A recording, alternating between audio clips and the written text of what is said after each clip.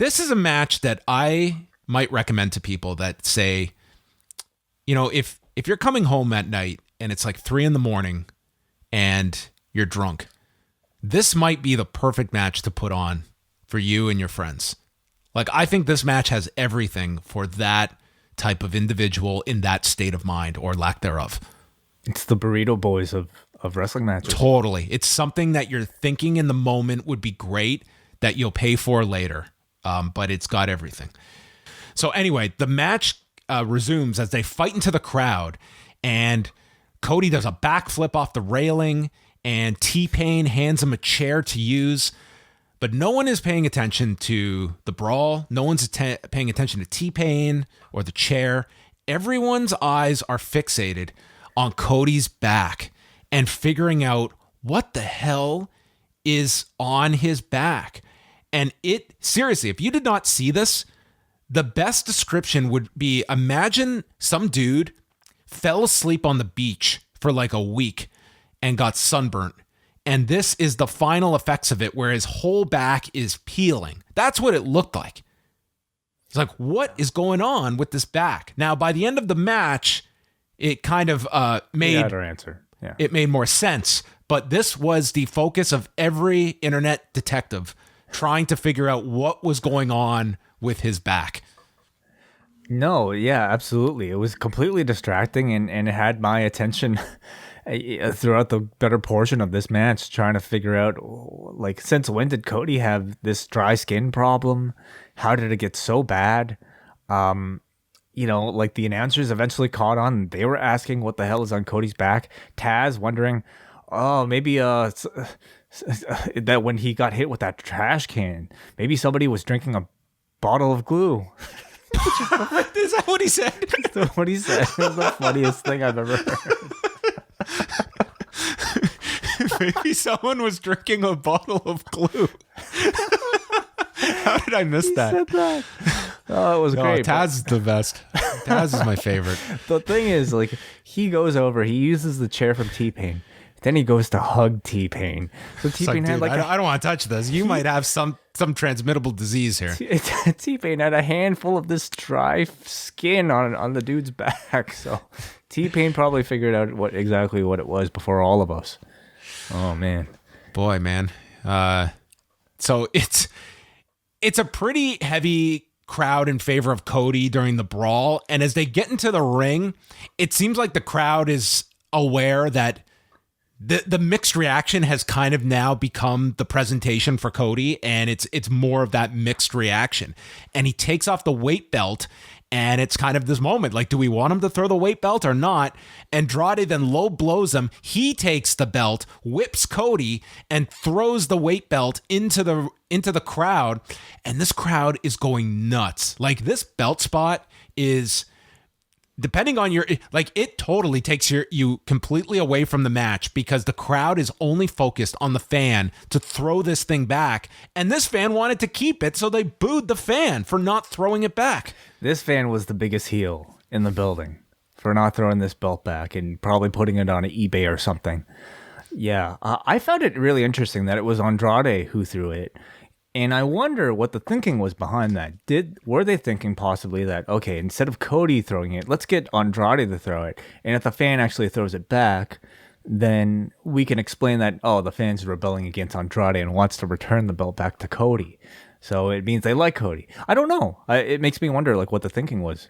It's, so much of these matches, we focus on Cody and, obviously a reaction that they are going for, but it does put, especially when he's working with like such a defined heel in Andrade, like that puts Andrade in a tough spot, because I don't want to be the watered down heel, and I don't want any kind of babyface reaction just by being opposite Cody. So it's kind of tricky when you're Andrade and looking at your perspective of this. Like, this is great. This is Cody's desired reaction. It's not mine for this match. I want to be the villain in this. So then we get into the weapons. Andrade uses a laptop, looked to be a PC, completely disposable. I mean, either that or a MacBook that's run out of Apple Care. So probably too expensive to replace anyway. Andrade then goes to pull out a table. The crowd gets excited, so he puts the table back underneath the ring, and the crowd is just going nuts, chanting for tables, and Andrade shakes his head. No tables. He hit this beautiful split-legged moonsault to Cody with a chair on top of him. I thought Andrade was really great in this match. Honestly, they were both great. Both was so worked really distracted by the damn dried skin that I couldn't appreciate it fully. There was a lot of divided attention. During the picture-in-picture, Arn and Jose return, and they battle on the ramp. And this is when I saw a lot of people who rely on Fight TV. The stream went down with like 15 minutes left. And I don't know if it ever came back or not, but there were streaming issues for those on Fight, unfortunately. Cody used a chain, tope suicida, which Shivani complains, saying that he wasted too much time because Andrade nailed him with a chair when he finally flew to the floor. Cody stopped the hammerlock DDT on the floor and goes underneath the ring. He pulls out a kendo stick. Nope. Then he pulls out a sledgehammer, throws that away, and then finally Carrot Top pulls out the golden shovel. And Jose, who's looking jacked without a shirt on, runs down, and Jose comes out, and I'm like, who is this monster that AEW is debuting right now? It's the Interpreter. This Interpreter is bigger than Cody or Andrade. Like, whose idea was it for him to take his shirt off? Like, this man probably his. Probably, yeah. So Jose runs down and just gets nailed with this shovel. Andrade scales to the top, hits a big high cross to the floor, and then the double knees to Cody in the corner with a chair inside the ring. And Cody's back is somewhat like getting clearer, but as they go in closer, you can still see the peeling and stuff. It's just the most remarkable observation. He gets hip tossed in the corner, and then there's another table where Cody gets placed on it. Andrade climbs to the top. Cody gets up, crotches Andrade when a mysterious figure enters the ring and takes off and reveals it's Brandy. Brandy is in the ring, and as Cody has control of Andrade, Brandy puts lighter fluid all over the table, and then it's Cody with an inverted superplex off the top where he pretty much protects Andrade away from the flames. Not completely, but Cody, with like his bare chest, goes through this flaming table. Bareback, I should say, yes. And there is the ending as he pins Andrade in 1927.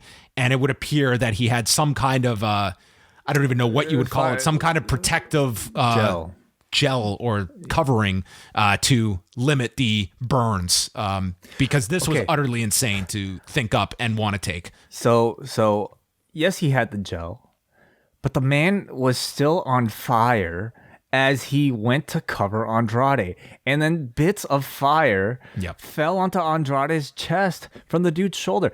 Never in my life have I've seen a lot of wrestling. I've seen a lot of wrestling from different worlds. I've seen a lot of very extreme wrestling. I've never seen a man go for a cover while he was on fire. This was crazy, okay? And not something I expected at all for this TV edition of AEW Dynamite. It definitely hit the border of like what I felt comfortable with watching. Like, I didn't think it was necessary for the story.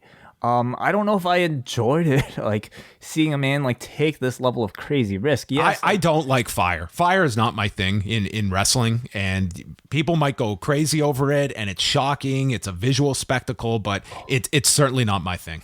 Yeah, and then there's just too much that can go wrong, and this to me just seemed like it felt very disconnected from. It just seemed like we came up with this idea, so let's go with it. And that's fine. Like, it was received very well. Cody wanted a big performance in Atlanta, I understand. But it's like, for one thing, I think most of what people will be talking about after this, yes, it'll be the flaming table spot, but it'll also be the weirdness of the dry skin that lasted throughout it. That's going to be the legacy of this match. But they couldn't have predicted that, right? Secondly, though, it's like, what is the intended reaction that you think he's going for here? Like this is completely like, it's a babyface spot, right? So are we still? It's a babyface spot he can defend as this crowd continues to to continually boo him, and I have literally put my body through fire for you, and you still won't take me. But in storyline, he's supposed. This is supposed to be damaging to his opponent. But you're right. Okay, he could. But I don't think he's even thinking about it that deeply. I think Cody just wants a spectacular ending to a match in Atlanta. But does it how does it fit into the current story though? And I'm just trying to understand exactly the type of reaction that this Cody character is trying to elicit from the crowd. Is it this mixed tweener reaction, or is it a straight up babyface reaction he's looking for, or does he not really consider it at all and just wants to have a great match people will be talking about? I think that you could honestly argue that all sides of this equation may significantly overthink all of this, and I'm including fans, observers, and those directly involved. That the reaction I think that you want is the 19 minutes you had of this, where this crowd went nuts for the entire duration of this. And no one cares who they're cheering, who they're booing. It's a spectacle when Cody is out there for one of these matches, and we'll throw in sledgehammers, and we'll throw in fire, and we'll throw in T-Pain. It's like all these weird parts that we just throw against the wall, and maybe they won't all stick, but everyone's watching and everyone's making noise, and it sounds like it's the most incredible display. And that's what you got. Like, this was insane for 20 minutes, and I thought it was like an entertaining street fight, but it just had like every bell whistle imaginable, but it worked. Like, at the end of it, that's all you have to really look at. Did this work for this audience? They were completely captured in this street fight for the last 20-25 minutes of the show.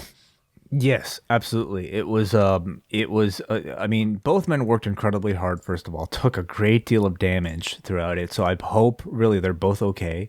But yeah, afterwards, I would have to say this crowd probably really got their money's worth. So that was successful. But man, if you're going to take this level of risk though, should you not at least promote it? Should you not try to maximize it by saying, hey, I'm going to burn you tonight. Burning tables match. Why not promote that? Yeah, I would venture to guess no one thought you were going to get fire in this. And I certainly think that I also don't think this feud with Andrade and Cody reached that level that you had to go to this. Yeah, what did poor Andrade do? Cody and Malachi Black, this would actually make more sense for than Andrade and Cody. I suppose, yeah, the bigger story at large is what, Black saying that he's driven Cody so mad that he's reaching to the depths of using fire to beat his opponents. I suppose that does make sense given the overall story. But man, poor Andrade, he only insulted him a few times. Well, he got a spectacular main event out of it.